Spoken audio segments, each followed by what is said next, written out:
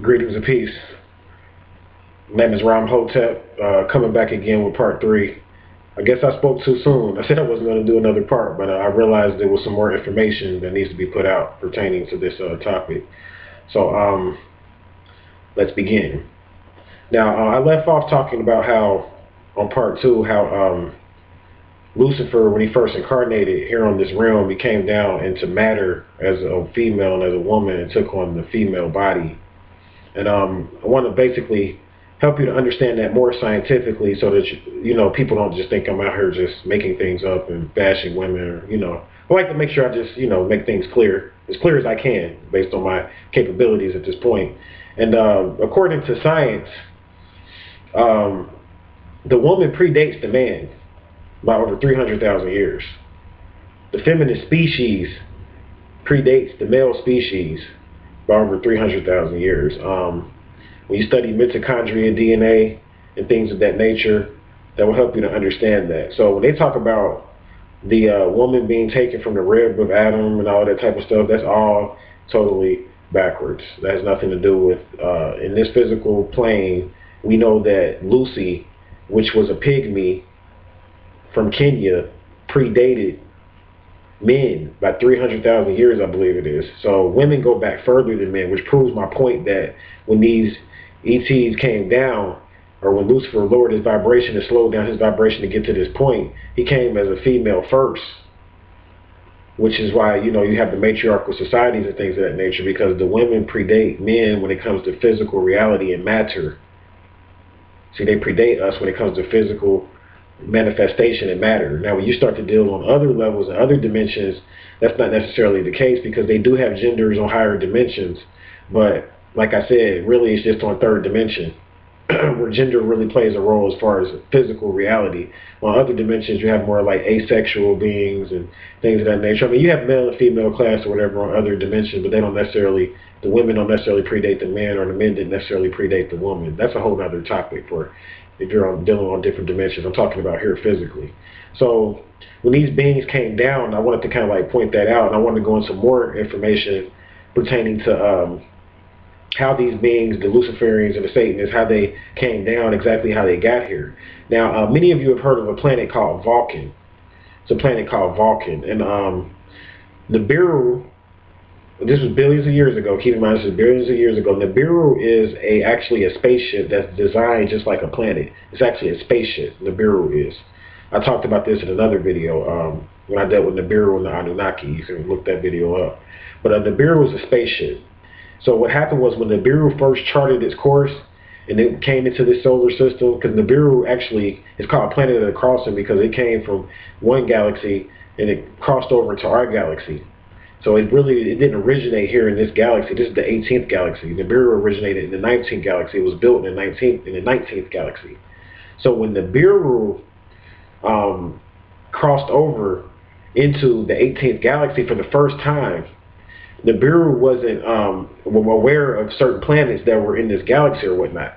So I'm going to give you the short story. So what happened was, Nibiru was veering on its course because like Nibiru was just like a planet. When they first built it, they built it to kind of like take a certain course, and I think it was like 24 million. It was like on a 24 million year course, I believe it was.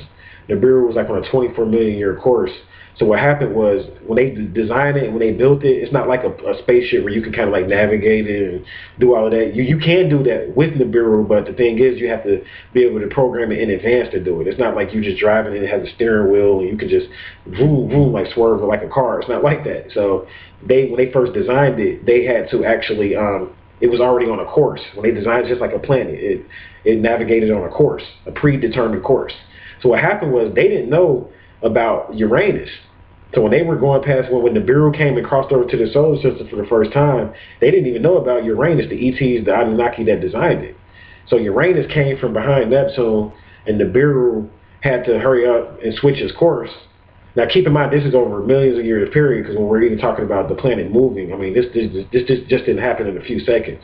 So once they saw that it was another planet, they were getting ready to crash into Uranus. So Nibiru switched his course, and it moved into another direction, and it crashed into a planet called Vulcan. Nibiru crashed into a planet called Vulcan. And Vulcan, on Vulcan existed a group of troglodytes and a group of Meldekians. These are different extraterrestrials, a group of Meldekians and troglodytes, and basically reptilian type of extraterrestrials, but they're called the troglodytes and Meldekians. So this is what existed on Vulcan. And Nibiru crashed into Vulcan and basically destroyed it. Now, Vulcan used to be a planet that was in our solar system at one point. But when Nibiru crashed into Vulcan, it basically killed all the life on Vulcan except for the life that lived in the seas, because the life that lived in the seas were able to sustain the impact, because the gravity, when you're inside of the ocean or inside of water, the impact was different. So the gravity was different, the point of force was different inside of the waters. So the beings that lived inside of the waters were able to survive. They were able to survive. So Nibiru crashed into Vulcan, killed most of the species on Vulcan, which were reptilians, and the beings that survived began to launch out an attack against Nibiru. Now, Nibiru couldn't tell them that it was an accident because they couldn't communicate telepathically with them. So they couldn't tell them that it was an accident. So I'll give you the short story. So what happened was basically Nibiru put up a force field, because they have like all these sophisticated ways of defending itself. So Nibiru put up a force field and sustained the attack. But what happened was these beings got attached. Their ships got attached to Nibiru, got caught up into the orbit of Nibiru because they got caught in the force field of Nibiru. They were caught in the force field. So what happened was Nibiru came towards the Earth, well, it was called Tiamat at the time. Nibiru came towards Earth for the first time, and it released these beings into the Earth. It released these beings into the Earth, and these were some of your first reptilians or troglodytes and Meldekians. They released them into the waters. So these beings survived. And their planet got knocked out of our solar system, which is called Vulcan. But these beings that lived there that attacked Nibiru, these fleet of ships that came to attack Nibiru, it caught them up in their force field, and they survived because Nibiru spewed them out onto Tiamat. And Nibiru actually collided into Tiamat, and that's what created our moon. Now, scientists have already proven that our moon comes from the Earth. And scientists have proven this or whatever. So, I mean, you know, that part has been proven by modern day scientists. But this is all in the Sumerian text. And you can research this for yourself if you study the Sumerian text. So what happened was these reptilians now are living on Earth, and this is how they got here. This is way before humans were created, way before humans were even thought of. This is when the Nibiru was first built. This was over 24 billion years ago, I believe it was. So basically, what happened was that they now are living in the waters, these reptilians. And these were your first species of reptilians that lived in these waters. So now let me jump. So now you jump into history and you start to study the Dogons. Now I'm just proving to you that these reptilians exist and these Luciferians exist. So they were Luciferians, or reptilians. They were a rogue class of Luciferians and reptilians. They weren't part of the Galactic Confederation. That's why Nibiru wasn't able to communicate with them telepathically. And I'll go more into that on my video about language. That's why Nibiru wasn't able to communicate with them telepathically to tell them that they were going to crash into their planet. So I know I'm covering a lot of information, but here's my point.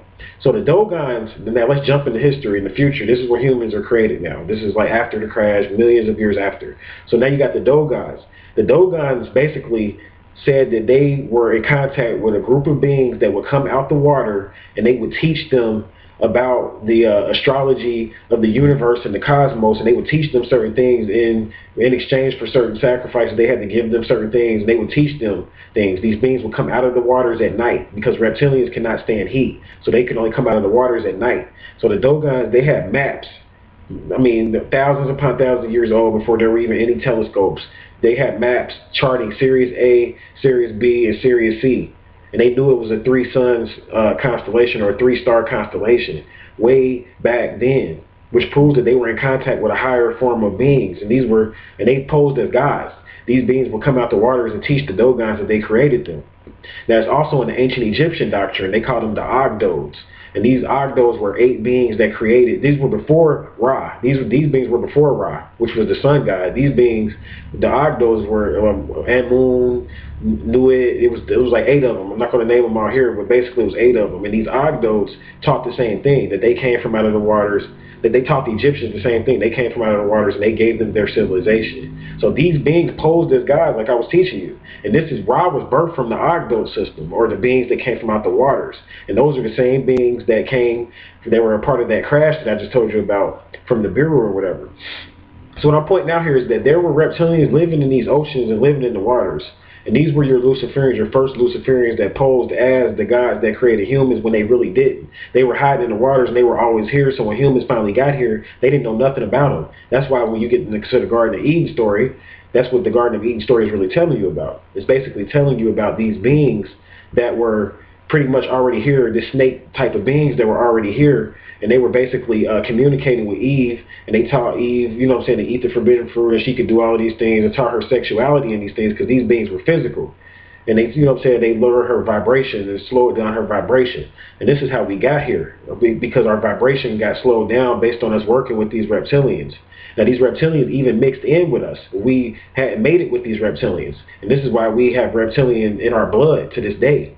There's reptilian in our blood. We have over 24 different alien species in our physical DNA to this day.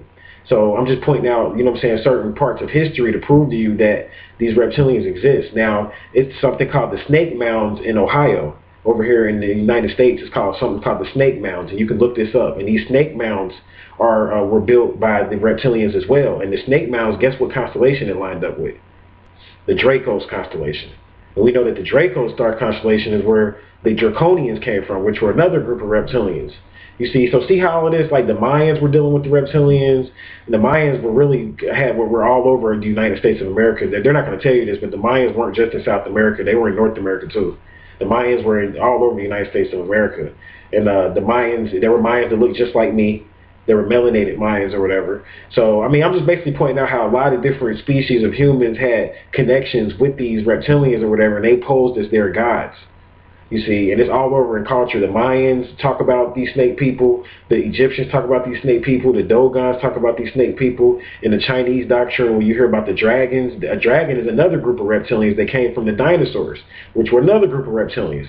So these were all different type of species of reptilians that were already on this planet based on the crash from the Nibiru and based on some other beings that came here before the quarantine started. These beings came to this planet and were living on this planet way before humans got here. And they posed as your gods. And I'm trying to get you to see that that's what the Bible story is really talking about. So I just wanted to point that out. This is part 3. I hope that kind of like brings everything together as far as understanding who Satan and who Lucifer is. Like I said, Satan came from out of the Luciferians.